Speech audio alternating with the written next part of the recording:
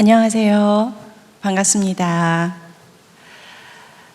저희는 오늘 선명상과 뇌파 특성에 대한 주제를 가지고 오늘 발표를 하게 되었습니다.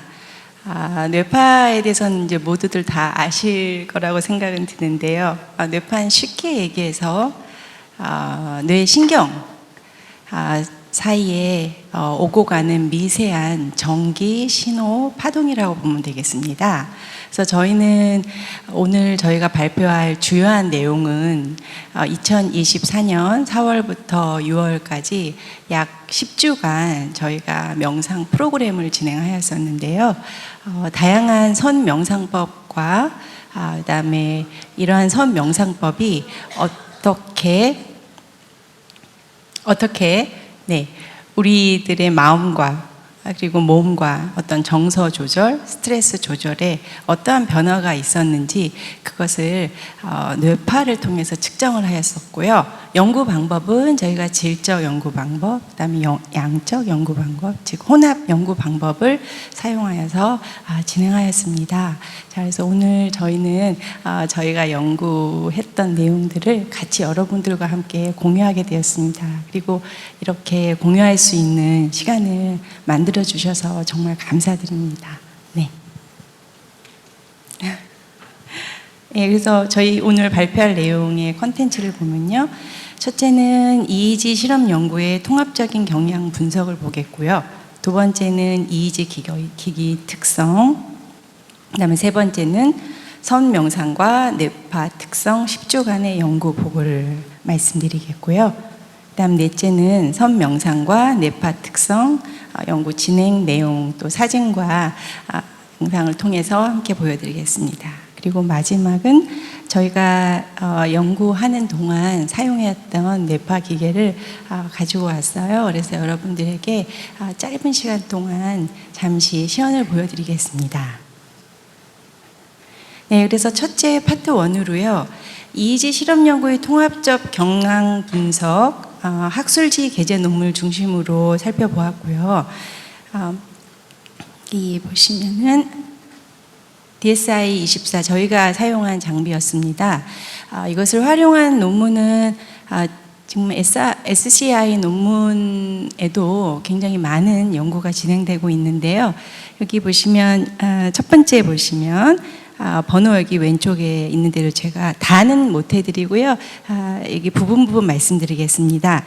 첫째는 뇌파를 사용하여서 영화 예고편에 대한 시청자의 몰입도를 조사 연구하였고요.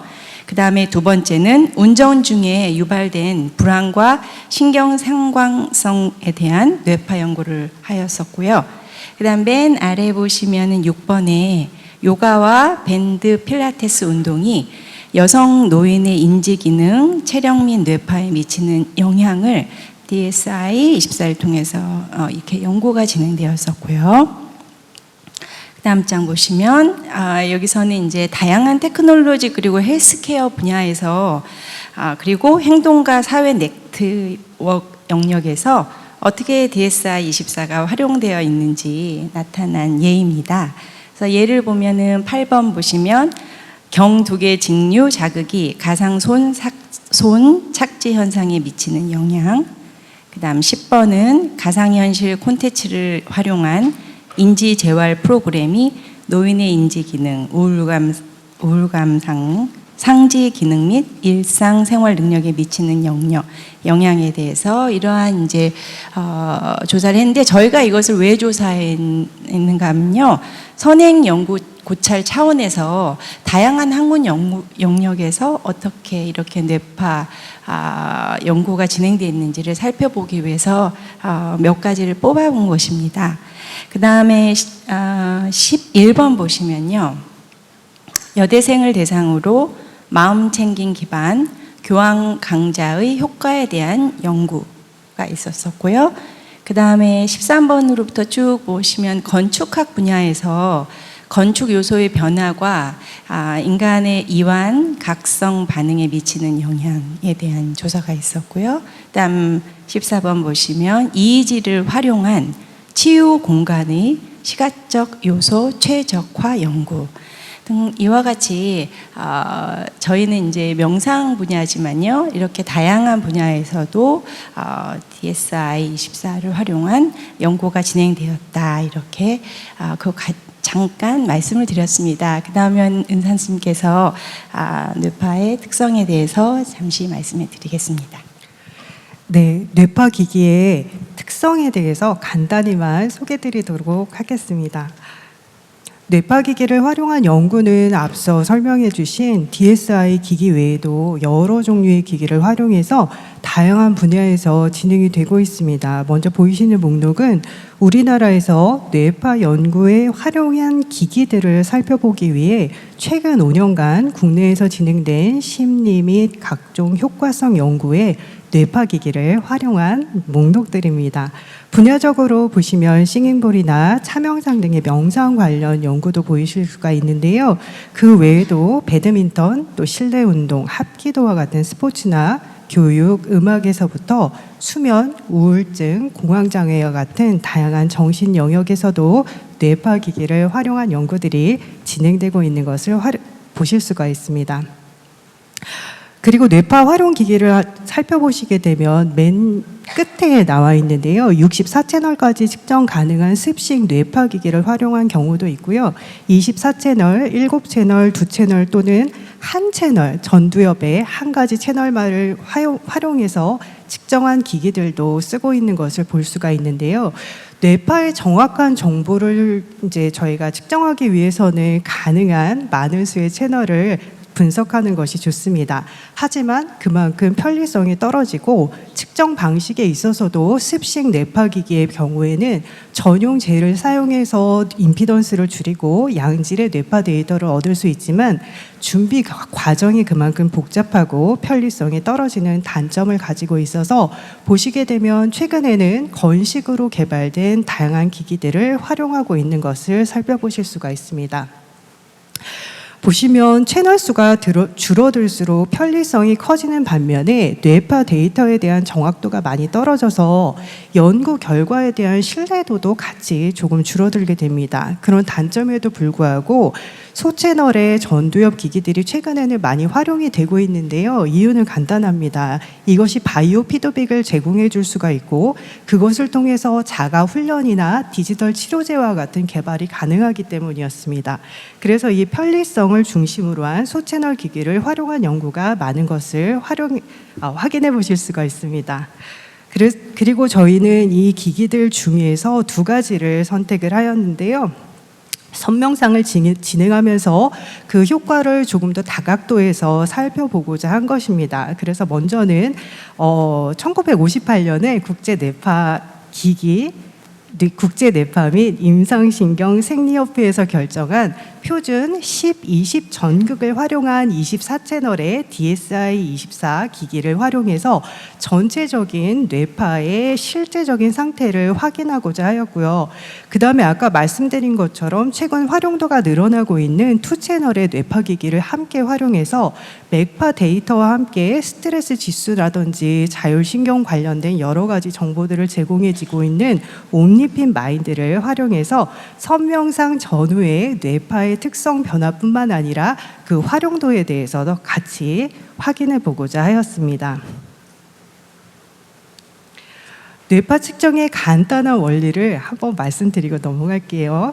뇌활동의 결과와 흥분성 신경세포 또는 억제성 신경세포들의 복잡한 상호작용의 결과로 전류가 발생을 하게 됩니다. 이 미약한 신호를 마치 전압계가 이제 전기를 측정하는 것과 같은 원리로 수집하고 증폭해서 수치 및 그래프로 나타내주는 기기라고 할 수가 있고요. 이거는 마치 뇌와 뇌파 전극 사이에 경막이라든지 아니면 뇌막 두개골 등이 자리하고 있기 때문에 저희가 방 안에서 나오는 소리를 바깥에서 들을 때처럼 굉장히 세밀한 작업들이 필요하게 됩니다. 또 명상 중에 변화하는 뇌파에 대해 보고된 것들이 되게 여러 가지가 있는데요. 여기에는 약간 고전적으로 보고된 것들을 가지고 왔습니다. 그래서 정돈된 알파파가 출현한다던가 알파의 진폭이 증가하거나 또는 알파 주퍼스가 느려지기도 하였고요. 그 다음에 연속적인 세타 리듬이 나타난 것이 보고되기도 하였고 또는 드물게지만 전두엽에서 세타파 활동이 늘어나기도 했다고 합니다. 자기 유발 감마 활동도 관찰되었다는 보고들을 찾아볼 수가 있었습니다. 옆에 보이시는 그림은 MBSR 프로그램을 진행하는 동안에 처음에는 휴식, 그 다음에 호흡, 또 바디 스캔 이런 명상들을 진행하면서 변화하는 뇌파 양상들을 보여주고 있습니다. 또 3년 정도 전에는 스리랑카의 삼림사원이라고 하는 곳에서 스님들을 대상으로 마음챙김 명상에 대한 뇌파 연구가 진행이 되었습니다. 그래서 마음챙김 명상 동안에 전체 뇌 평균 진폭이 점진적으로 증가하는 것을 관찰할 수가 있었는데요. 좌측에 보이시는 뇌의 그림이 명상 전, 우측에 보이시는 약간 빨간 형태의 그림이 명상 후에 그 데이터를 보여주고 있습니다. 그래서 모두 명상 시에 세타파와 알파파, 감마파가 명상 시작 시에 비해 마지막에 유의미하게 높았다라고 보고된 것을 보실 수가 있습니다. 네, 이런 변화들이 선명상 중에는 진짜 어떻게 나타날까 이게 궁금해서 저희는 첫 번째로 옴니핏 마인드 케어를 사용하였습니다. 먼저 투채널 기기인 옴니핏 마인드 케어의 경우에는 뇌파와 함께 맥파를 같이 수집해서 1분간 측정을 진행하고 결과 분석을 진행을 했습니다. 그 다음으로 활용한 기기는 DSI 24채널 기기입니다. 코와 두개골의 뒤쪽 융기부, 그 다음에 좌우에 귀 바로 앞을 기준으로 해서 10%, 20% 간격으로 표준화된 격자 모양의 패턴으로 전극이 배치되어 있는 건식 뇌파 기기입니다. 뇌파는 이 기기에서 21채널을 가지고 있고요. 이외에 심전도나 안전도, 또 피부 전도도와 같은 여러 가지 그 수치들을 측정할 수 있는 포트를 가지고 있습니다. 각 채널을 머리카락을 헤치고 뇌파를 측정할 수 있도록 되어 있는데요. 여기까지가 뇌파 연구에 활용된 기기에 대한 간단한 설명이었습니다. 네, 그 다음 파트 3로 선 명상과 뇌파 특성 저희가 이제 10주간 진행을 하였었는데요. 어떻게 진행이 되었는지 연구 진행에 대해서 간단하게 보고를 드리겠습니다. 네, 아까 말씀드린 대로 4월부터 6월까지 진행되었고요. 먼저 뇌파 특성은 생명윤리위원회로부터 승인을 받아서 해야겠다고 저희가 생각을 해서 IRB 승인 받았고요. 이때 저희가 생각한 연구의 목적은 선 명상이 뇌파와 맥파의 생체 신호를 측정하여서 두뇌 및 스트레스 자율신경계에 미치는 영향 등을 분석하고자 하였습니다.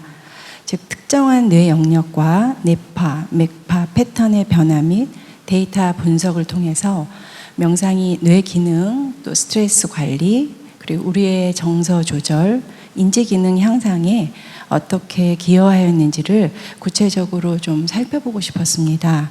그래서 이를 통해서 선 명상이 우리 개인의 신체적, 정신적 건강에 미치는 영향을 같이 스스로 살펴보기도 하고 또 같이 관찰하고 고찰하면서 일상생활에서 건강 증진과 웰빙 향상을 위한 셀프케어 방법을 찾는 것이 저희의 연구 목적이었고 또 연구 목표 중에 하나였습니다. 네, 참가자는 성인 약 15분을 모집했고요. 명상, 이제 전통 명상이나 응용 명상 모두 이 명상에 관심이 있는 참가자를 모집하였습니다. 그리고 리크루트 방법은 공개 모집을 했었고요. 연구 참여에 대한 동의서를 받은 후에 진행하였습니다. 다음으로 연구 기간 및 절차를 보면요.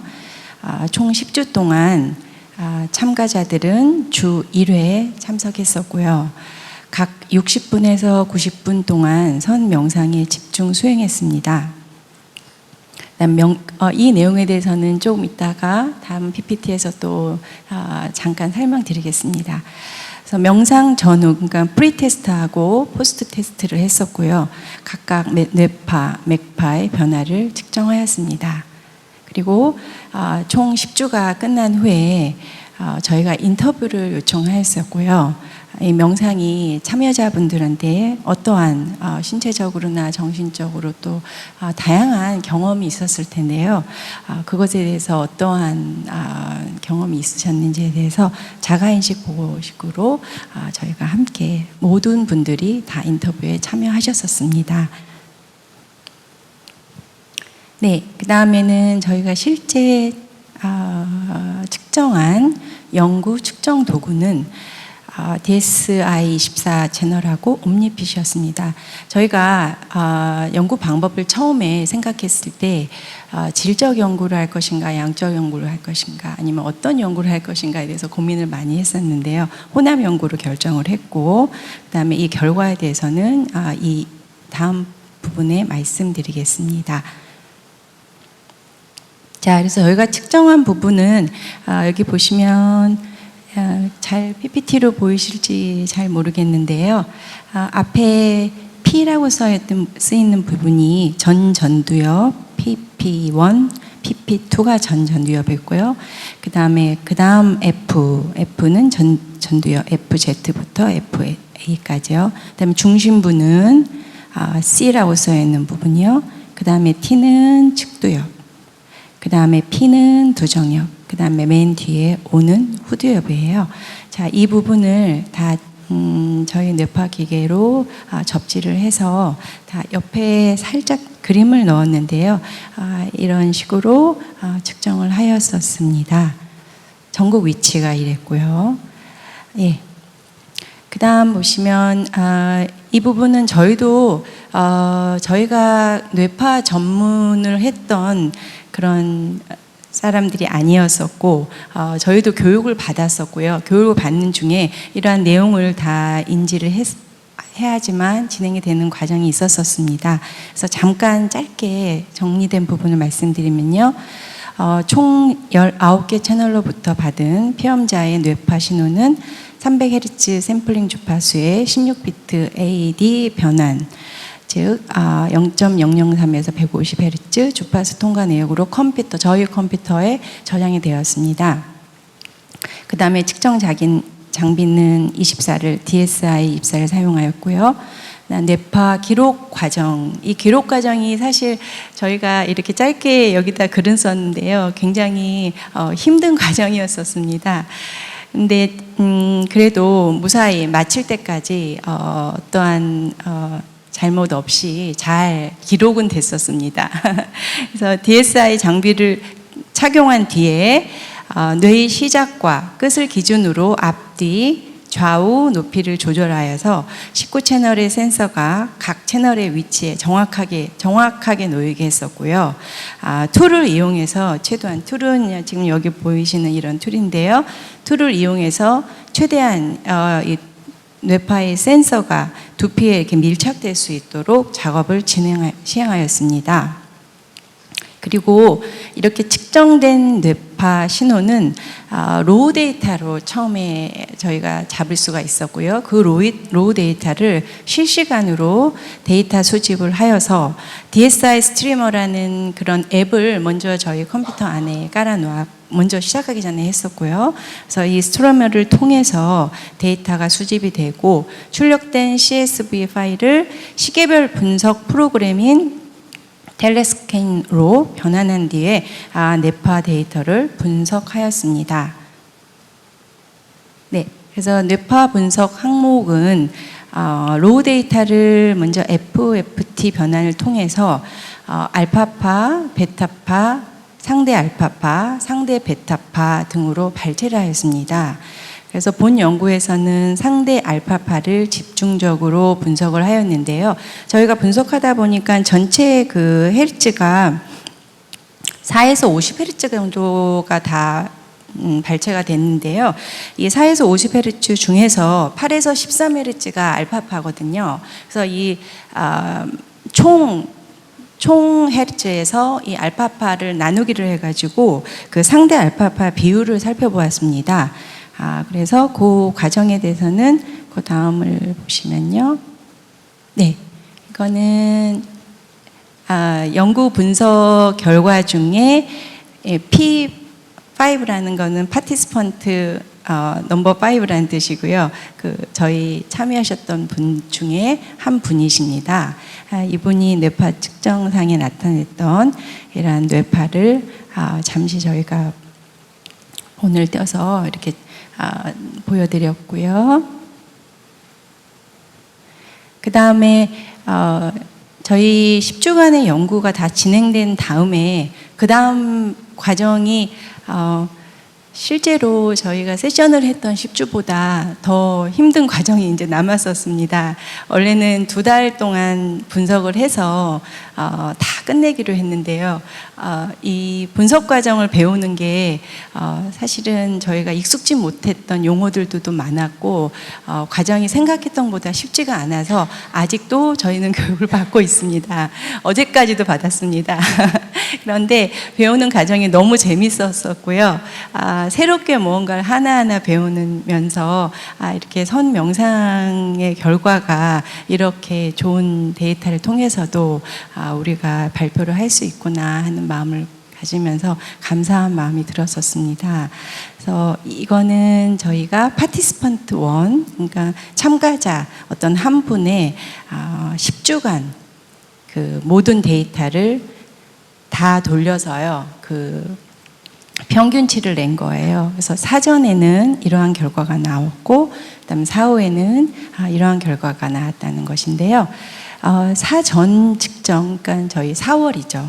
처음 측정했을 때는 여기 파란색은 이 알파파가 상대적으로 얕다는 뜻이에요. 그리고 오른쪽에 보시면 붉은빛으로 나오는 것은 이 알파파가 상대적으로 이제 지수가 커진다는 그런 의미인데요. 이번에 같은 경우는 사전에 이렇게 이런 결과가 왼쪽에 보시면은 파란 영역이 훨씬 많았었고요.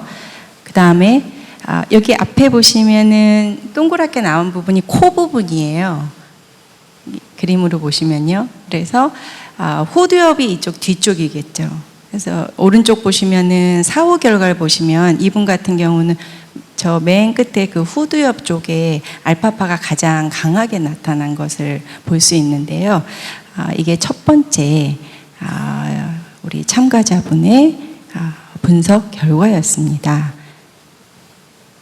그 다음 이분은 조금 다른 결과가 나왔어요. 이분은 또 파티스펜트 다른 두 번째 분이신데요.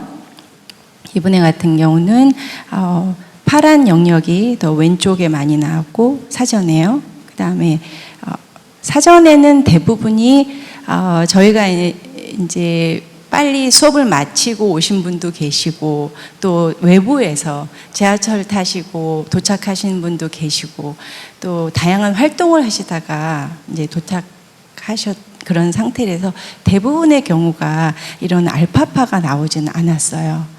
그런데 저희가 분석을 하면서 느꼈던 것이 어떤 분의 경우는 빨리 우리 2주, 3주가 이제 2주, 3주째가 됐을 때는 이 알파파 영역이 빨리 나타나는 것을 알 수가 있었어요. 그래서 여기 이 그림만 먼저 보면요. 저희가 다 모든 과정을 지금 여기 컨퍼런스 시간이 그렇게 길지가 않아서 설명을 못 드려서 죄송한데요. 요약만 이제 말씀드리고 다른 교회가 있으면 또 이제 자세히 말씀드리겠습니다. 그래서 여기 보시면은 두 번째 분 같은 경우는 사후 결과에 이 알파파가 다양하게 나타나는 것을 볼 수가 있었어요. 전두엽, 전전두엽에도 나타나고 또 약간 측두엽 쪽에서도 나타나고 또 그다음에 후두엽 이쪽으로도 나타나고 그래서 이러한 결과를 저희가 볼 수 있었습니다. 네, 그 다음은 나머지 진행 보고는 은선 선생님께서 해주시겠습니다. 네, 옴니핏 마인드케어 연구 결과 분석에 사용된 지수들인데요. 여기에는 두뇌 건강 점수, 또 두뇌 활성도, 뇌파 분포도와 기본 뇌파, 그리고 브레인 스트레스나 좌우 뇌의 불균형 상태, 그다음에 집중도, 그리고 맥파를 활용해서 자율신경 균형이나 자율신경의 지금 현재 나이, 스트레스, 누적 피로도, 자율신경 건강도, 실체 활력도를 비롯해서 굉장히 많은 수의 지표들을 실제로 제공을 하고 있습니다. 그래서 DSI-24와 함께 매 회기별로 사전과 사후 데이터를 전체적으로 측정하고 저희가 비교를 해보았습니다. 여기에도 대표적인 몇 가지의 사례만 가지고 왔는데요. 먼저 그래프의 노란색이 사전 데이터이고 파란색이 사후 데이터입니다. 전체 회기에서 참가자별로 명상 전후의 스트레스 지수의 변화를 평균적으로 비교한 데이터입니다. 개인차는 있지만 전체적으로 사전 데이터에 비해서 사후 데이터가 평균이 줄어든 것을 아마 보실 수가 있을 겁니다. 그래서 선명상을 하고 난 이후에 대부분의 참가자들은 개인차가 있지만 스트레스 지수가 줄어들었다라고 하는 해석을 저희가 확인할 수가 있었습니다. 바로 옆에는 보시면 참가자 중 한 분의 데이터입니다. 물론 어떤 그 회기별로 약간의 차이가 있기는 한데요. 처음 왼쪽이 처음 데이터이고 오른쪽으로 갈수록 이제 마지막 회기로 가는데 횟수를 거듭할수록 스트레스 지수의 감소가 큰 폭으로 늘어난 것을 아마 확인하실 수가 있을 것 같습니다. 다음으로는 스트레스에 대한 저항력과 자율신경 활성이 어떻게 변화했는지를 알 수 있는 결과인데요. 심박 변이도는 아마 최근 명상 연구에서 굉장히 많이 보고가 되고 있는 지표 중에 하나입니다. 이것은 갑작스러운 신체적이나 정신적으로 스트레스 또는 변화가 주어졌을 때 신체가 이에 대해서 어떻게 저항을 하고 또 대처를 하는지를 대표적으로 보여주고 있는 지수입니다. 그래서 이거를 지수로 삼아서 스트레스에 대한 저항이 얼마나 지금 이 사람이 가지고 있는지를 저희가 관찰을 하게 되는데요. 이것을 회기 전과 회기 후로 비교해 보셨을 때도 어떻게 보면 아까 스트레스 지수의 변화보다도 조금 더 큰 변화를 보이고 있었습니다. 이건 당연히 지수가 높을수록 좋다라고 볼 수가 있는데요. 그래서 보시면 사전 데이터보다는 사후 결과의 평균치가 높은 것을 대부분 확인하실 수가 있습니다. 한두 분 정도의 예외가 있기는 합니다. 자, 그래서 이 또한 참가자분 대부분이 명상 후에 심박 변이도, 즉 스트레스 저항도에 대한 힘이 커졌다라고 하는 샘플 그래프를 보셨습니다. 아래에는 마찬가지로 참가하셨던 모든 이제 참가자분들 중에서 가장 크게 변화를 보여주신 분의 샘플을 하나 가지고 왔습니다. 그래서 보시면 전 회기에 걸쳐서 사전에 비해 일률적으로 스트레스 저항도가 늘어났고 또 이 또한 마지막으로 갈수록 조금은 그 경향성이 커지는 것을 살펴보실 수가 있습니다. 마지막으로 이거는 맥파를 바탕으로 해가지고 교감신경, 부교감신경, 그 다음에 자율신경 활성도를 측정한 그래프입니다. 한두 명의 또 예외를 빼고 전체적으로 교감신경, 부교감신경이 다 활성화된 것을 살펴보실 수가 있습니다. 여기에서도 노란색이 사전 데이터, 파란색이 사후 데이터입니다. 우측에서는 전체적인 자율신경 활성도를 살펴보실 수가 있는데요. 이것 또한 마찬가지로 사전에 비해서 사후 데이터가 일률적으로 거의 대부분 증가한 것을 확인하실 수가 있습니다. 또 아래에는 보시면 여기에서도 이거는 아까 데이터랑은 조금 또 다른 참가자분의 데이터입니다. 그래서 노란색 그래프가 사전에 변화한 그래프, 파란색 그래프가 사후의 그 지수들을 표현한 것인데요. 마찬가지로 참가 전보다는 참가 후에 자율신경 활성도가 크게 늘어난 것을 확인할 수가 있겠습니다. 여기까지가 옴니핏 마인드케어로 확인한 선명상의 전후 데이터의 변화에 대한 내용을 대표적으로 소개시켜 드렸습니다. 네, 그 다음은 저희가 10주간 세션을 10회를 했는데요. 이 10회 세션을 처음에 어떠한 프로그램으로 할지에 대해서 함께 고민을 했었고요. 그래서 먼저 샘플로 첫 회 세션은 어떻게 진행되었었는지 함께 말씀드리겠습니다. 자, 저희 세션 하면서 각 주마다 어떤 테마를 잡았어요. 그래서 첫 주에는 피스, 평화와 어떤 캄, 고요함, 이것을 위해서 어떻게 이 선명상, 전통 명상도 있었지만 응용 명상도 또 같이 했었는데요. 이 선명상을 어떻게 세션에 넣을까 해서 첫 번째는 먼저 인트로덕션을 했어야 됐어요. 저희 참여자분 중에 물론 명상을 많이 하시고 선명상에 대해서 잘 아시는 분도 계셨지만 명상은 아시지만 선이 무엇인지는 잘 모르시고 화두라는 용어도 처음 들으셨던 그런 분들도 사실 계셨어요. 많지는 않으셨지만 그런 분들을 위해서 첫째 날은 저희가 자세하게 인트로덕션 서론으로 선 명상은 이러한 것이다라는 말씀 드렸고, 그 다음에요 갑자기 처음부터 깊은 명상에 들게 되면은 조금이라도 조금 부담스러우실 것 같은 그런 염려가 들어서 저는 이제 처음에는 먼저 이완을 짧게 이완을 할 수 있는 그라운드 프랙티스를 좀 했어요. 이것이 한 5분에서 7분 정도 잠깐 편안하게 몸도 풀고 어깨도 좀 돌리고 그 다음에 몸 곳곳을 좀 이완시키는 그런 운동도 했었고요. 그래서 이제 이게 스텝 2였었고요. 그 다음에 세 번째는 마찬가지로 호흡을 했는데요. 호흡도 처음에는 긴 호흡은 안 했었고요. 미니 버전을 처음에 했었어요. 그래서 3분 정도 우리 다 함께 각자 호흡의 어떤 리듬에 맞춰서 3분 정도 편안하게 호흡을 한번 같이 해봅시다 하시고 하면서 그게 스텝 3이었었고요. 그 다음에 스텝 4는 저희가 이 프로그램을 하면서 긍격긍전으로 잡았던 것들이 여러 개가 있었는데요. 그 중에 하나가 청정도론이었습니다. 그래서 청정도론에 나오는 여러분들도 이제 청정도론을 보시면 아시겠지만 40업처라는 40가지 명상 주제가 나오게 되는데요. 그 중에서 짧게 저희가 사용할 수 있는 부분을 매 주마다 사용을 하였었고요. 그 다음으로는 신진염 그 몸에 대한 마음 챙김이죠. 몸에 대한 마음 챙김을 하는데 이것을 어떻게 하면은 조금 더 쉽고 하시는 분들이 편하시게 하실 수 있을까 생각해서 누워서도 했었었고요. 거기 저희가 세션한 곳이 다행히 요가 매트도 있고 그리고 푹신한 카페트도 있고 아늑한 공간이었어요. 그래서 바로 저희가 이제 놓을 수 있기도 편한 곳이었고 그다음에 앉기도 좋은 장소였습니다. 그래서 신진영 같은 경우는 2가지 방법으로 했었습니다. 네, 이것도 한 5분에서 7분 정도 했었어요. 그리고 그 다음에는 좀 이제는 몸과 마음이 이완됐고 어느 정도 명상을 할 수 있는 준비가 됐다고 생각을 해서요.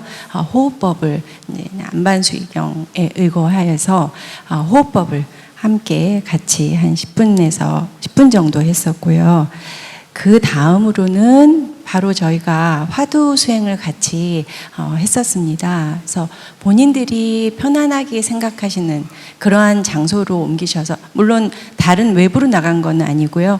벽을 바라보시거나 아니면 앉아도 어떤 편안한 그런 곳을 쳐다보시면서 화두 수행을 했었는데 이 세션을 하기 전에 미리 저희가 단톡방으로 카톡에 그 화두 가나선에 대한 어떤 설명을 모르시는 분들을 위해서 그런 내용을 보내드렸었고요. 대부분이 다 읽으셨습니다. 읽으셨고 그 다음에 저희 세션에 참여하시기 전에 어떤 본인이 갖고 있는 화두를 하나 가지고 오셨으면 감사하시겠다고 저희가 미리 그 카톡으로 이제 부탁을 드려서 이미 화두 수행을 하실 때 본인이 어떤 주제를 가지고 오셨었습니다. 그리고 그 주제를 가지고 10분 정도 했었는데요. 어떤 경우는 더 하시고 싶어 하는 그런 분들이 저희가 이렇게 봤을 때 더 하시고 싶어 하시는 분들이 계시는 것 같아서 어떤 경우는 비가 오는 날이 있었는데 그런 날은 수행을 하기 너무 좋은 분위기였었어요. 그래서 조금 더 오래 그리고 어떤 날 같은 경우는 갑자기 기온이 올라와서 굉장히 더운 날이 있었는데 에어컨이 학교가 아직 작동이 안 된 때가 있었어요. 그럴 땐 좀 짧게 해서 이게 좀 유동적으로 프로그램은 이미 세팅은 됐지만 시간은 좀 유동적으로 이렇게 했습니다. 그리고 항상 끝나고 나서는 마지막에 몸을 풀어주는 이런 것도 했었고요. 이 과정이 첫 번째 세션의 예였고요. 그 다음에 두 번째 세션의 예도 비슷합니다. 저희가 프로그램 했던 곳에 이런 PPT를 띄울 수 있는 그런 공간이 있었어요. 그래서 PPT를 보면서 명상을 하는데 좀 재미있게도 하고 싶어서요. 처음에 그라운드 테크닉 하고 나서 영상을 보면서 신진염도 했었고요. 그 다음에 때로는 또 영상 보면서 같이 명상에 대한 이야기도 같이 했었습니다. 그리고 그렇지만 저희가 가장 중요하게 생각했던 거는 마지막에 스텝 5, 스텝 6, 스텝 7 이 부분을 참여자들한테 보다 집중적으로 할 수 있게끔 그 전에 다양한 프로그램을 했었다는 말씀입니다. 자, 그래서 두 번째 주제는 어떤 고요함이랬었고요. 시간은 저희가 이렇게 지금 나와 있는 시간대로 아까도 말씀드렸는데 우리가 사실은 뇌파를 이 세션을 하기 전에 사전 측정을 했었고요. 그 다음에 사전 측정이 끝난 다음에 이 세션을 했었고요. 그 다음에 이 세션이 끝난 다음에 마지막에 사후 측정을 했어요. 이렇게 10주간 똑같이 사전 세션 사후, 사전 세션 사후 이렇게 진행하였었는데요. 이 총 시간이 하루에 준비부터 해서 거의 한 반나절이 다 이 세션을 준비하고 마지막 뇌파 측정하는 시간까지 그렇게 시간이 걸린 것 같았는데 제가 너무 감사했던 거는 이렇게 3-4시간이나 걸리는 그 긴 시간을 참여자분들이 이제 인내를 가지시고 함께 참여해 주시면서, 왜냐하면 맨 마지막에 사후 책정하시는 분은 끝까지 기다리셔야 되거든요. 다른 분이 다 끝나는 시간이 굉장히 긴 시간인데요. 그 시간 동안 저희 세션 장소에서 남으셔서 그냥 명상도 하시고, 어떤 분은 거기 그냥 누워서 잠시 주무시기도 하시고, 이렇게 이 연구 진행하는 동안 모든 사람이 함께 고생을 많이 하셨습니다. 자, 그래서 이렇게 연구 세션 내용을 말씀드렸고요. 그 다음에는 본 연구에서는 선명상이 뇌파와 맥파 등의 생체 신호에 미치는 영향을 측정하고 분석하기 위해서 아래와 같은 다양한 선명상법을 적용하였습니다. 그래서 첫째는 가나선, 둘째는 신진염, 셋째는 호흡법, 네 번째는 응용명상으로 소리명상을 했었습니다. 그래서 각 명상은 고유한 수행 방식과 목적을 지니고 있으며 명상 중에 신체와 정신에 미치는 효과를 과학적으로 분석하기 위한 그러한 근거로 사용되었었습니다.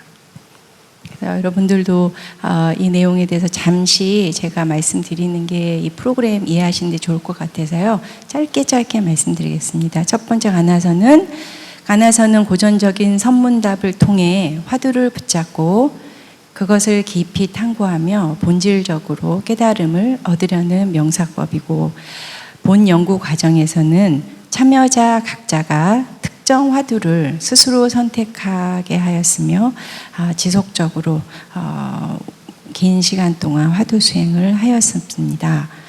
그래서 이 참가자들의 가나선 주제가 무엇인지 나중에 저희가 같이 대화를 나눴는데요.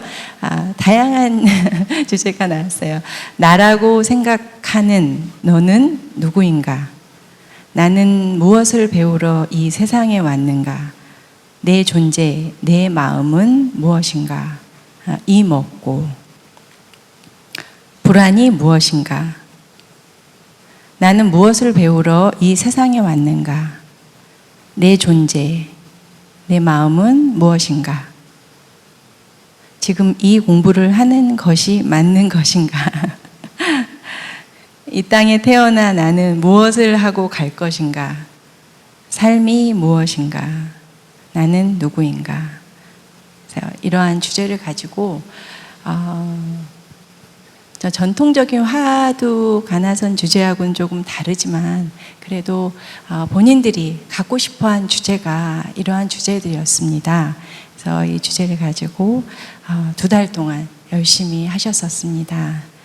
네, 그 다음에 신진염은 몸에 대한 알아차림을 뜻하며 몸과 마음을 일체로 여겨 이를 고요하게 관찰하고 지속적으로 알아차리는 명상법이다. 대념처경에는 사념처, 몸, 마음, 느낌, 법에 대한 관찰을 통해 정신적 평온과 자각을 얻을 것을 강조한다. 그래서 본 연구 과정에서는 참여자들에게 세션이 진행되는 시간 동안 가능한 집중해서 신진염을 할 수 있게 권고를 했었어요. 그래서 신진염이나 이런 모든 수행을 그 시간별로 하긴 했지만 계속적으로 지속적으로 우리 세션 하는 동안 사후 측정을 할 때까지 지속적으로 유지를 이제 하셔달라고 저희가 부탁을 했었습니다. 그래서 이렇게 됐었고요. 그 다음에 호흡법은 심신의 이완과 자율신경계의 조절을 촉진한다. 네. 그래서 본 연구에서는 호흡 관찰을 통해 마음이 안정되고 고요해지는 과정을 함께 실습하였으며 세션 시간 동안 숨의 출입을 지속적으로 관찰하고 호흡의 미세한 변화에 대한 마음 챙김 수련을 하였습니다. 네, 그 다음에 소리 명상은 불교 경전 예를 들어서 능영경 등에는 소리에 대한 주의 깊음을 통해 귀로 듣는 방법을 통해 외부의 소리를 경청하면서 의식을 집중시키고 내면의 고요함을 찾는 명상 수행을 제시하고 있습니다. 그래서 본 세션 10회 중에 몇 회 세션은 소리 명상을 했었고요. 소리 또는 소리 없는 소리. 소리가 끝나는 분에서 나는 소리가 소리 없는 소리고요. 그 다음에 진동음, 바이널 비트 등을 통해서 몸과 마음을 정화하고 균형 잡게 하고 마음의 본래적 고요함을 인식하고 평온과 쉼을 가질 수 있는 이 소리 명상도 함께 했습니다. 네. 그 다음은 여러분들 이 점심 드시고 뇌파 얘기가 이렇게 재밌는 얘기는 아닌데 열심히 들어주셔서 정말 감사합니다. 그 다음에는 저희가 사진으로 여러분들 좀 쉴 수 있게 해드리겠습니다. 은사님께서 저희 지금 진행됐던 내용 중에 사진을 좀 발췌하였습니다. 네. 네.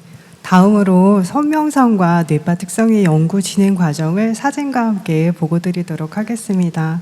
저희가 아까 말씀드린 뇌파 기기에 대한 교육을 3회에 걸쳐서 전문가분께 직접 받을 수 있었고요. 세션을 시작하기 한 달 전 정도에 시작된 교육이었습니다. 그래서 이 뇌파 연구를 위한 그 진행이 다각도로 이루어졌는데요. 초기에 이제 저희가 찍었던 뇌파와 뇌파 사진의 샘플입니다. 그 다음에 3회에 걸친 뇌파 교육의 장면들이고요. 참여자 모집은 화면에 보시는 것 같은 포스터와 또 신청을 통해 진행이 됐고요. 저희가 15명 정도의 참가자분이 이제 신청을 해서 진행을 하게 되었는데, 아까 이제 교수님 말씀해 주신 것처럼 그 전후 측정 시간이 너무 길어서 15분을 하루에 다 할 수가 없었습니다. 그래서 대기 시간도 너무 길고 전체적인 연구 진행 과정이 진행이 안 될 것 같아서 수요일과 목요일도 8분 정도씩 8분, 7분 이렇게 나눠서 매주 진행을 하게 되었습니다. 보시면 뇌파를 이제 측정 진행 중인 화면인데요. 여기는 서안센터, 저기 선명상센터의 뒤편에 있는 작은 공간입니다. 뇌파 측정 중에는 눈을 조금만 움직이거나 아니면 조금 졸음이 와서 이렇게 고개가 떨어지거나 아니면 바람이 분다던가 바깥에 소리가 나는 작은 변화들에도 뇌파가 너무 많이 흔들리거나 측정이 제대로 안 되는 경우가 많아서 이 소리를 제어하기 위한 방법들이 굉장히 많이 요구가 됐습니다. 그래서 이 공간을 안쪽으로 따로 분리를 하고 지금 같이 하고 있지만 한쪽은 측정을 하고 있고 한쪽은 측정을 안 하고 있는 상태입니다. 그래서 그 DSI를 측정을 먼저 다 끝낸 다음에 바로 이어서 옴니핏 그 기기를 측정할 수 있도록 이렇게 진행을 했습니다. 그리고 옴니핏 기기 같은 경우는 측정을 마치고 바로 참가자분들께서 본인의 상태를 확인하실 수 있도록 전송을 하는 시스템을 활용을 했습니다. 이 장면은 명상을 지금 실제로 진행 중인 모습입니다. 그래서 신진염과 소리 명상, 호흡, 간화선, 화두 명상 등을 누워서 하시기도 하고 또 옆에 보시는 것처럼 앉아서 하시기도 했습니다. 이 가능한 편안하고 고요한 환경에서 진행이 되었고 또 뇌파 측정 중에는 거의 소리를 저희가 낼 수가 없어서 저절로 이제 전후에 화두에 대한 이제 그 참고 시간이 굉장히 길게 소요되는 부분들이 있었습니다. 이제 수행을 아까는 이제 사전 측정의 모습이고 이거는 사후의 측정적인 모습입니다. 24채널 기기의 경우에는 뇌파 측정 전의 준비 과정도 길지만 측정이 중간에 오류가 날 경우에 처음부터 이걸 다시 시작을 해야 되는 상황들이 반복이 되면서 사실 참가자분들께서 정말 인내와 조금 기다림의 시간들이 굉장히 많으셨습니다. 그래서 그리고 또 품질 확보를 위해서 머리카락이 저희가 여성 참가자분들이 많으셨는데 이게 머리카락 때문에 측정이 제대로 안 되는 경우가 좀 간혹 있었습니다. 그래서 이거를 굉장히 꽉 조여가지고 끝나고 나시면 이렇게 머리가 완전히 막 이렇게 자국들이 굉장히 심하게 남기도 하시는 이런 에피소드들이 있었는데요. 모두 열심히 참가하시고 측정에 응해주시는 모습들입니다. 자, 이거는 아까 교수님 보여주셨던 화면과 같은데 오른쪽이랑 왼쪽이 저희가 실제로 측정 중간에 보고 있는 연구자들이 보고서 지금 측정이 제대로 되고 있는지 확인할 수 있는 그런 화면들입니다. 저희 마지막에 지금 기념사진들입니다. 뇌파 연구 과정에 아까 말씀드린 것처럼 정말 많은 착오 과정들이 있었고 또 많은 어려움들이 있었는데요. 참가자분들께서 정말 흔연히 여기에 맞춰서 잘 따라와 주시고 성실하게 명상에 임해 주셔서 저희가 가능한 연구가 아니었을까 생각이 됐습니다. 여기까지가 사진으로 말씀드린 연구 진행 과정이었습니다. 네, 수고 많으셨습니다. 자, 그 다음에는 저희가 아까 말씀드렸지만 연구 방법 중에 양적 연구 방법도 있었지만 질적 연구 방법을 하기 위해서 어떠한 방법을 사용할지 결정을 했을 때 인터뷰를 결정을 했었고요. 인터뷰를 모두 다 하셨고 약 40분 정도 하셨었습니다. 그 중에서 한 분 사례를 말씀드리겠습니다. 자, 33세 여성이셨고요. 명상 수행 후에 내면의 안정감과 자각, 알아차림이 변화가 어떠하였냐고 저희가 질문을 했었고, 이제 답변은요, 정기적인 매주 명상 세션으로 차분해지고 삶의 활기를 느꼈다. 바쁜 일상생활 속에서 스트레스와 압박감을 알아차릴 수 있었고, 알아차림을 통해서 긍정적인 변화를 인지하게 되었다. 이렇게 말씀하셨고, 그다음 두 번째 질문, 선 명상 전후 심리적으로 어떤 안정감이 있었는지, 그런 변화가 어땠는지 여쭤봤고요. 이에 대한 답변은 어떠한 불편함을 느끼시기도 하셨는데 이것을 인정하게 되었고 그리고 수용을 하게 되었다고 그랬었어요. 그래서 어떠한 불편함이요? 그랬더니 세션을 오기 전에 예를 들어서 뭐 갑자기 무슨 일이 생겼는데 세션에 빨리 참석하시는 그런 불편함이라든지 아니면 갑자기 좀 배가 조금 아팠던 그런 어떤 다양한 불편함 그런 것을 이제 인정하고 수용했다 이렇게 말씀하시고요. 그 다음에 일상생활 속에 압박감과 스트레스 증가를 빨리 알아차리실 수가 있으셨고 그로 인해서 좀 더 이제 여유로운 삶을 지향하게 되었다 이렇게 말씀하시고요. 그 다음에 세 번째는 명상이 정서 조절 및 스트레스 반응에 어떠한 영향을 미쳤는지에 대해서 여쭤봤는데요. 화두 명상을 통해 관계에 대한 고민을 해결하며 긴장 완화보다는 마음의 정리감과 기쁨을 느꼈다 이렇게 말씀하시고요. 하나의 주제에 화두에 집중하면서 안전된 상태를 유지하게 되었고, 그리고 마음이 굉장히 가벼워졌다고 그렇게 말씀하셨습니다. 네, 그 다음 네 번째 질문은 명상 수행 중에 신체적 감각의 변화에 대해서도 여쭤봤는데요. 이분 같은 경우는 공간이 사라지는 듯한 어떤 느낌을 받으셨고, 진공 속에, 우주의 어떤 진공 속에 이렇게 들어가는 그러한 신비로운 경험을 하셨다고 그러셨어요. 그래서 어떤 명상이냐고 여쭤봤는데 이게 화두 수행을 할 때 그런 명상이셨대요. 그분은 이제 이 세션 참가하기 전에 어떤 분과 좀 다툼을 하시고 들어오셔서 기분이 조금 이렇게 편안하지 않은 상태였는데, 이 화두 수행을 하시면서 갑자기 뭔가 모르게 이러한 신체적인 경험을 가지셨다고 그러시고요. 몸이 굉장히 가벼워지고 자신의 몸에 어떠한 무게감이 하나도 없게 그런 느낌을 가지셨다고 그러세요. 그리고 그리고 소리 명상 중에는 어떤 특정 부위에 어떤 자극이 왔었는데 이후 바로 조화로운 어떤 감각을 경험하셨다고 그러시고요. 그래서 선 명상을 통한 일상생활의 긍정적인 변화는 무엇이었을까요? 하고 여쭤봤는데 8주간의 명상 수행이, 여기 8주라는 것은요, 저희가 원래는 8주를 하려고 그랬어요. 그런데 8주 동안에 어떤 분이 참석을 못 하신 분들이 한 분 한 분씩 계셨어요. 그래서 저희가 그러면 2주를 더 하겠다. 그래서 10주를 제공드렸고요. 10주 동안에 8주 이상 다 참석하셨으면 좋겠다고 이렇게 말씀을 드려서 그래서 10주였습니다.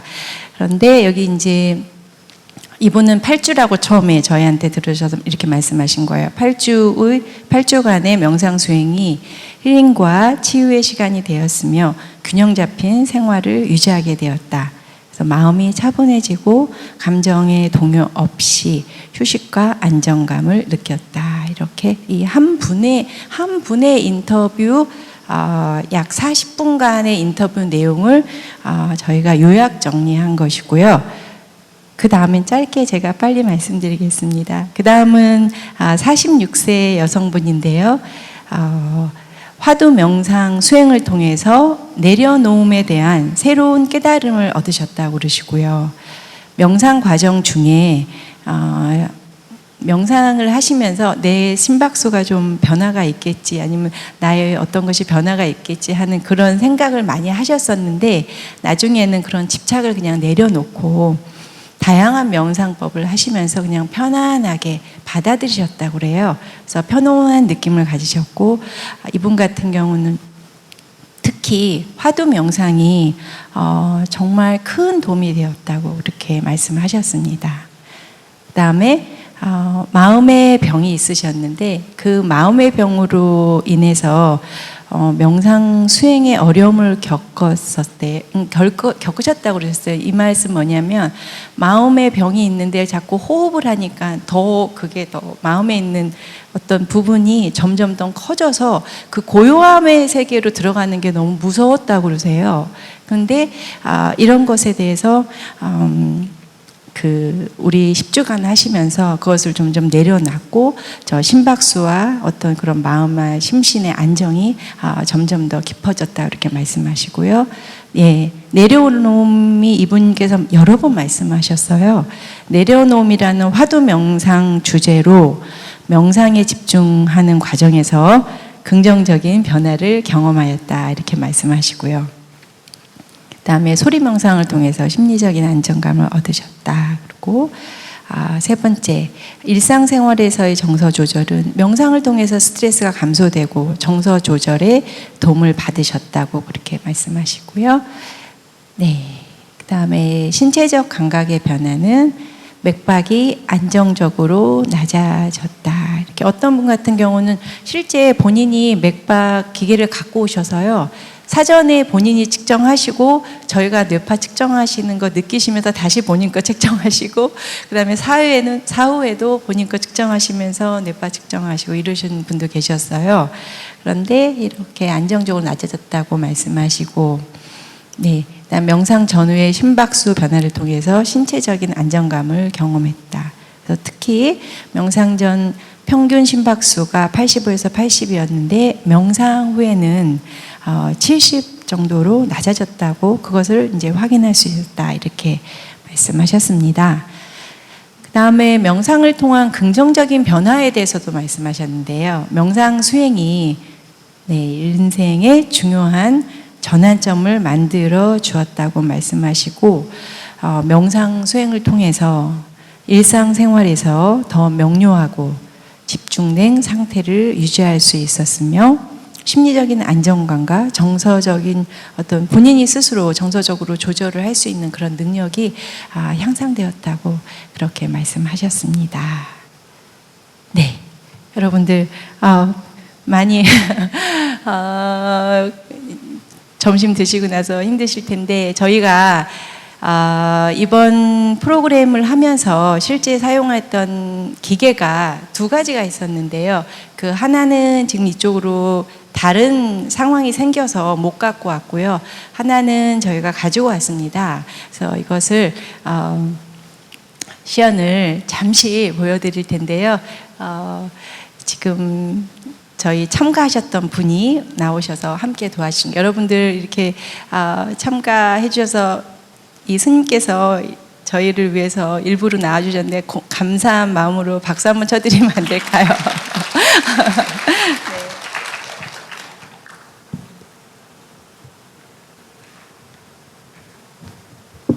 음악 좀 잠시 틀어주시면 감사하겠습니다.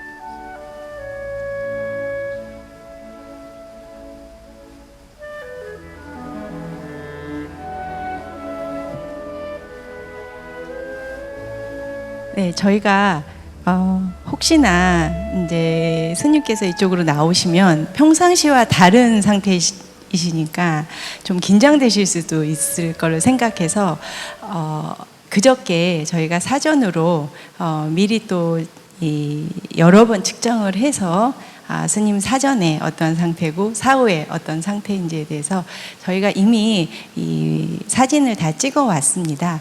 그리고 오늘은 여러분들한테 이러한 과정이 있었다는 것만 시연으로 이제 말씀드리는데요. 자, 여기 보시면 뇌에는 아까 말씀드린 뇌파는 뇌 신경 세포 사이에 미세하게 오고 가는 그러한 전기 신호 파동이라고 말씀드렸는데요. 다양한 신호가 나타나요. 그래서 스님 잠깐 눈을 깜빡 한번 해보시겠습니까? 깜빡. 자, 그 다음에 치아를 지그시 감으시고 이빨을 꽉 한번 물어주세요. 네. 네. 그리고 사실은 이 뇌파가 잡히는 데까지 조금 시간이 걸려요. 그래서 저희가 지금은 완벽하게 시간을 이렇게 오랜 시간을 여기서 이 컨퍼런스 시간 관계상 다 할 수가 없어서 불안정한 뇌파가 보여도 여러분들이 좀 이해를 하시면서 보셨으면 좋겠습니다. 자, 그 다음에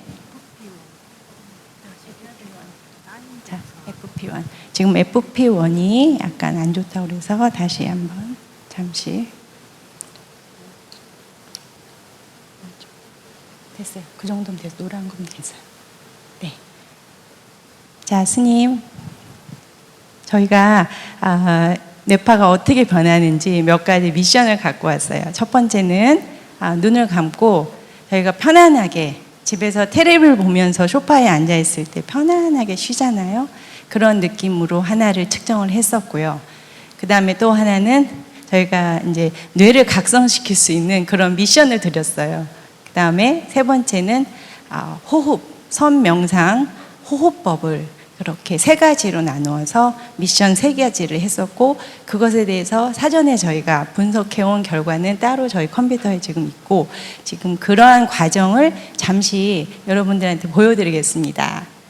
자, 스님 눈 감으시고 그냥 편안하게 잠시 한 30초 동안 있겠습니다. 실제로는 3분 정도씩 했었습니다.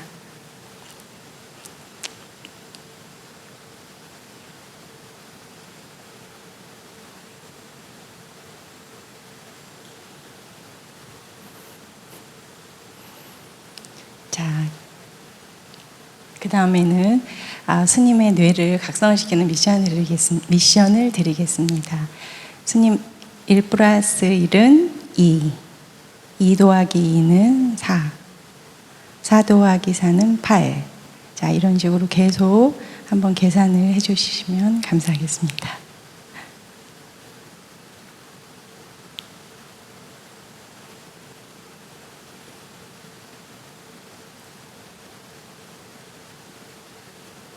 자, 스님이 오늘 여기 연단에 오셔서 조금 덜 파동이 되는데요. 실제로 할 때는 굉장히 많은 그 뇌의 움직임이 있었습니다. 자, 그 다음 미션은 저희 세션 동안 했던 그러한 수행을 스님이 화두를 가주시고 잠시 하셔도 되고요. 호흡하시면서 스님이 편안하시게 생각하시는 그런 명상법을 하시면 되겠습니다.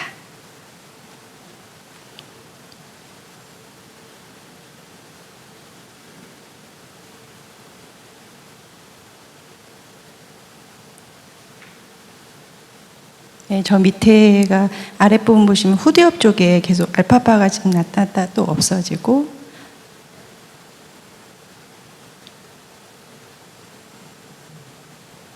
맨 왼쪽 저기 표의 F, 아까 말씀드린 대로 전두엽, 그 다음에 두정엽, 그 그다음에 센트럴, 그다음에 측두엽, 그다음에 후두엽 이렇게 전 영역이 19개 영역이 지금 측정이 되고 있는 것입니다.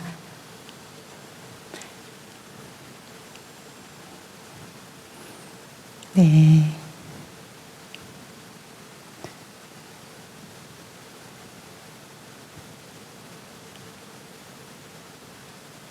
네, 스님. 잠시 이제 눈을 뜨시고요. 편안하게 스님 원래대로 돌아가시면 되겠습니다. 자, 그러면 저희가 지금은 잠시 시연을 보여드렸고요. 그저께 정상적으로 이 세 가지 미션을 선명상센터에서 진행하면서 진행이 끝난 다음에 저희가 뇌파 로우 데이터를 먼저 찾았고요. 그 다음에 뇌파 분석 프로그램을 돌려가지고 뇌 매핑을 했었습니다. 그래서 이 뇌 매핑이 어떠한 차이가 있었는지 세 가지를 결과를 만들었고요. 스님께서 잠시 보여주시면 되겠습니다. 제가 설명할게요. 그 다음 뇌파 시연, 네, 이 부분, 네. 자, 이것은 첫 번째 미션으로 눈을 감으시고 그냥 편안하게 있었을 때요. 그러니까 저희가 이걸 왜 세 가지를 구분을 했었냐면요. 그냥 편안하게 있을 때 하고 정말 저희가 집중해서 선 명상을 했을 때 하고 어떠한 변화가 있는지 그것을 보여드리기 위해서 했었어요. 그래서 첫 번째는 그냥 편안하게, 지금 여러분들 편안하게 계신 그 상태하고도 비슷하죠.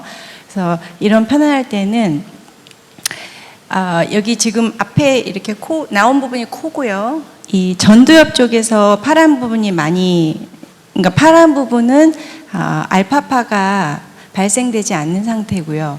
빨간 부분은 알파파가 나타나고 있는 상태예요. 그래서 파란 부분이 많이 나타나고 두뇌 전체적으로, 그렇지만 이쪽 측두엽 쪽에서 조금 빨간불이 나왔었죠. 자, 이게 이제 눈을 감고 그냥 편안하게 있는 상태에서 보여지는 결과고요. 그 다음은 그 다음 이것은 저희가 그 뇌를 각성시키는 그러한 미션을 줬을 때 나타냈던 자료예요.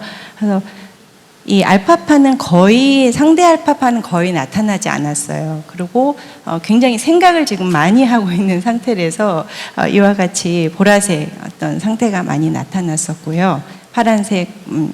파란색이 많이 나타나면 알파파가 거의 나타나지 않는 상태라고 보시면 되고, 그 다음에 붉은빛으로 점점점 올라가면은 알파파가 조금씩 많아지는 그런 상태라고 보시면 되겠습니다. 자, 그래서 이것이 두 번째 각성 미션에서 나타났던 그런 결과고요. 그 다음 세 번째는 스님께서는 이제 수행을 또 많이 하셨기도 하시겠지만 저희가 그날 호흡을 굉장히 많이 하셨어요. 그래서 호흡하시고 나서 그 결과가 이렇게 나왔습니다. 그래서 이 결과에서 보시다시피 이쪽 앞쪽에 전두엽 쪽은 아마도 스님께서 이제 생각이 조금 아마 남으셔서 그러신 것 같고요. 그 다음에 뒤쪽으로는 이 알파파가 이렇게 많이 빨간색으로 나타나는 게 그러니까 한 번, 두 번 측정해서는 별로 그렇게 나타나지가 않는데요. 스님께서는 또 수행을 많이 하시고 그래서 이렇게 좋은 결과가 나타났었습니다. 자, 그래서 오늘 저희가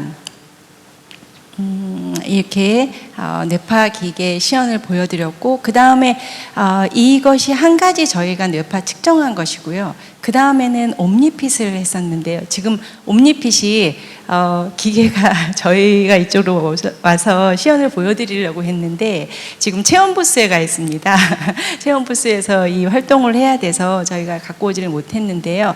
옴니핏은 얼마든지 여기 선명상센터에 있으니까요. 여러분들께서 스스로 1분간 측정하시면서 이 뇌파하고 맥파, 본인의 뇌파가 어떠한 차이가 있는지, 그러면 스트레스 지수도 볼 수 있고요. 다양한 내용을 볼 수 있으니까 가셔서 방문하셔서 보시면 되겠습니다.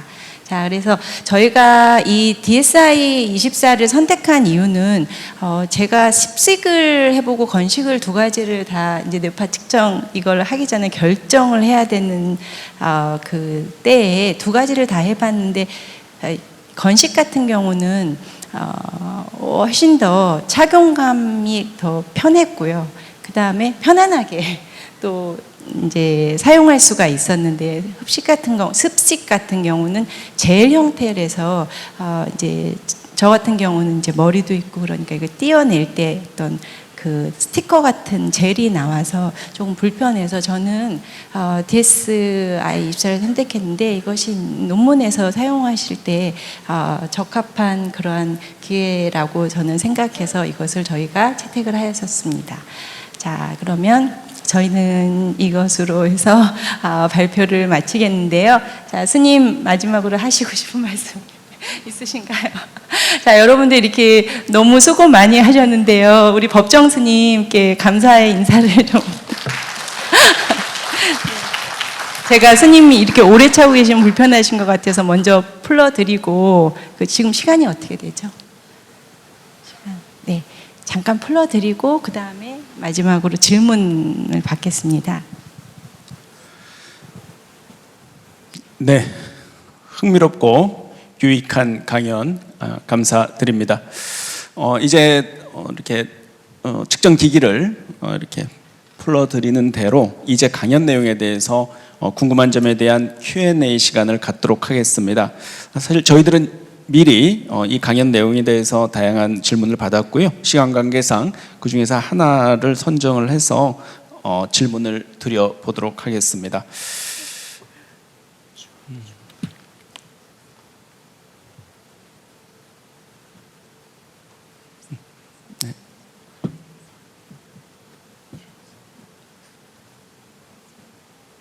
네, 교수님 질문 준비되셨을까요? 네. 이 실험 자체가 이 뇌파 측정을 장기간에 걸쳐서 10주 가까이 하다 보면 굉장히 어려운 점도 많았을 거라고 생각되는데, 그 기간상의 문제나 또 실험 대상자 선정 문제라든지 뭐 어려운 점이 많았을 것 같습니다. 그중에서 가장 어려웠던 점에 대해서 좀 이렇게 궁금해하시는 분이 많은 것 같습니다. 네, 네, 가장 어려웠던 점은요. 저희가 4월부터 6월까지 이 10주간 뇌파 측정을 하는 동안에 6월쯤 돼서 날씨가 갑자기 더워졌어요. 그래서 오시는 분들이, 사전에 오시는 분들이 대부분 막 뛰어오셔가지고 선센터에 도착하셔서 가방 풀으시고 사전 측정을 하려고 그러는데요. 이 기계가 굉장히 예민해서요.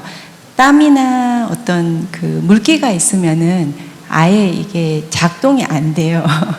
그래서 이것을 다시 이제 시작을 했다가 작동이 안 되면 이제 했던 걸 다시 풀고, 또 물티슈로도 잘 이게 땀이 잘 안 닦여지시는 분도 계셨어요. 그래서 화장실에 가셔서 다 물로 다 닦으시고 완전히 마른 상태에서 이렇게 다시 하고, 이런 과정이 사실은 6월달 내내 있었어요. 그래서 뇌파 기계도 다시 한번 보내서 다시 이것을 조정해가지고 다시 왜냐하면 물기가 많이 들어가니까요. 이 뇌파 기계에 미세한 이 침들이 있는데, 이 침들에 습기가 차가지고 그 다음 주에는 아예 안 되고 이런 경우도 있었어요. 그래서 이런 뇌파 기계의 어떤 예민함, 이런 것이 날씨하고 많이 연관돼서 조금 그 부분이 가장 힘들었던 것 같아요. 자, 우리 스님도 잠시 한번 대화. 네, 스님께서는 어떠한 부분이 어려우셨었나요? 네, 그렇게 저희가 측정 과정 자체가 너무 참가자분들한테 힘든 점들이 많다 보니까 그 과정 자체가 또 하나의 수행 과정이 되더라고요. 그래서 그 모습을 함께 지켜보는데, 또 문제는 그게 이렇게 문제가 생겨도 막 가가지고 어떠세요? 괜찮으세요?를 저희가 할 수가 없고 계속 이 뇌파 측정에만 정적을 유지해야 되니까 이 말로 또 영향을 주게 될까봐 제어가 안 되는 이런 부분들이 저도 제일 힘들었던 것 같습니다. 네, 감사합니다.